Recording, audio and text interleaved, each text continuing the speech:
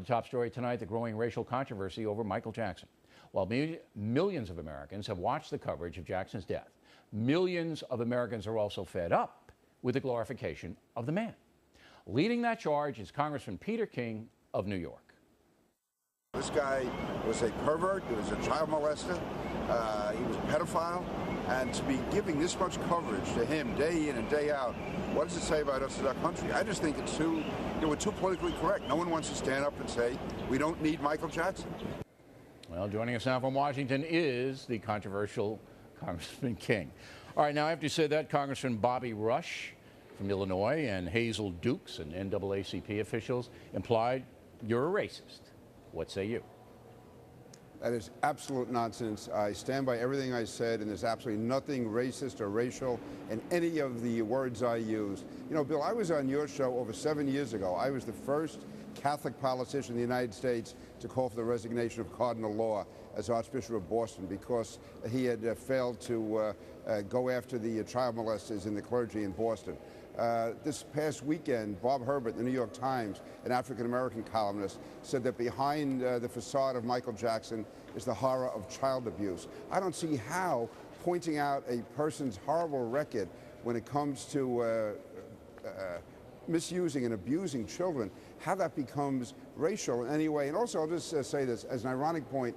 On Sunday, the New York Times editorial, which is very seldom the Times has something good to say about me, but they praised me and John McCain because for 5 years we've had a bill in Congress, which looks like it's going to go through this year, to give a presidential pardon to Jack Johnson, the first African-American heavyweight champion, and we're doing that because his prosecution was racially biased against him. It was racism, and John McCain and I have spoken out against that. I certainly get no votes in my district for that. So I think, you know, my record is clear, and I just think that people who are raising this issue are absolutely phony, and it's wrong.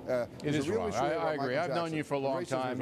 You're not a racist, and Mr. Rush and Ms. Dukes are cheap for playing that race card against you. But the timing of what you said was harsh. It was harsh. And, you know, the man just died. He has people who love him. In hindsight, might you have waited a week? No, Bill, because this had already gone on for 9 to 10 days. And I guess what put me over the edge was I spent the whole 4th of July with veterans and cops, firefighters, different parades in Wantua, Massapequa Park, as you would say, being with the folks. And there was such a resentment building up. People saying, why is this guy getting all this adulation? Okay, he was a good singer, he was a good dancer, but why? Why is he getting all this coverage? Why is the nation stopped for Michael Jackson? So I was at Wantua American Legion Hall on Sunday. I was with somebody on my staff. We had a video camera, and I said, hey, I'm going to say what's on my mind.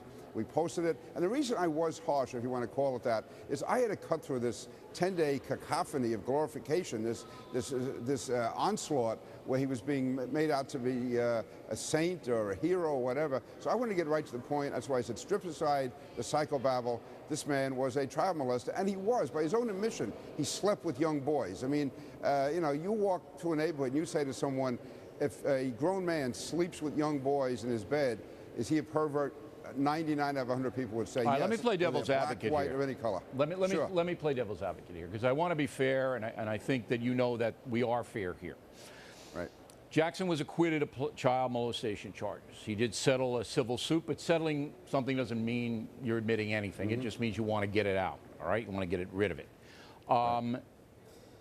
The people who know Jackson, well, say he is a product of an arrested development, that he is a child or was a child in his own mind. And I think that speaks to the way he conducted his life. He was not an adult in an emotional way. He himself says that he slept with children, he admits it, only because he loved them and wanted to be close to them, and that there was no sexuality involved. That's what Jackson is on the record as saying. So is it fair to say, if he's not convicted in a court of law, is it fair to say he was a child molester? Bill, I would say an adult male who sleeps with young boys is a child molester. If nothing else, he's molesting and abusing their psyche. How are those children going to possibly grow up normal after spending nights in bed with Michael Jackson? So, and I would say also there's not a daycare center in the United States that would be allowed to hire him. Would any one of my critics, would they allow their child or their grandchild to be in the same room with Michael Jackson, to be alone with Michael Jackson. You know, again, we have to strip away a lot of it. There's a difference between a criminal conviction and an admitted conduct. I went back and I read also those those articles by Maureen North detailing the way he had all these alarms in his bedroom in his mansion, and he had those alarms on when he was with these young boys. It was a deviant lifestyle, and to listen, if Michael Jackson had died, he got 1 or 2 days of coverage, that would have been fine. But the way it went on and on with this wall-to-wall, round-the-clock coverage, and at the same time we have Americans dying in Iraq and Afghanistan. We have the president in Russia trying to negotiate arms control, nuclear arms control. To me, it was a real reflection on the culture of our country. And I really, you know, you talk about a culture war, Bill. This, to me, I think the media and the political class and the elite class failed. They have our culture. Pat Moynihan spoke about defining deviancy down. It can't be much more down than what Michael Jackson did with young boys, and yet we exalted that over the last 10 days to 2 weeks. It was wrong. Why do you think the media played him as a hero? Perhaps it was political correctness. They get caught up in this Hollywood swirl, and it sort of fed on itself. And I guess no one wanted to just acknowledge the fact of what his record was all about. And so I just think it was really a terrible failure by the media, by the elite. And I was saying what millions of Americans really felt. All right. Thanks for being a stand-up guy and coming in, Congressman. We appreciate it. Next on the Rundown, Al Sharpton will reply. And later,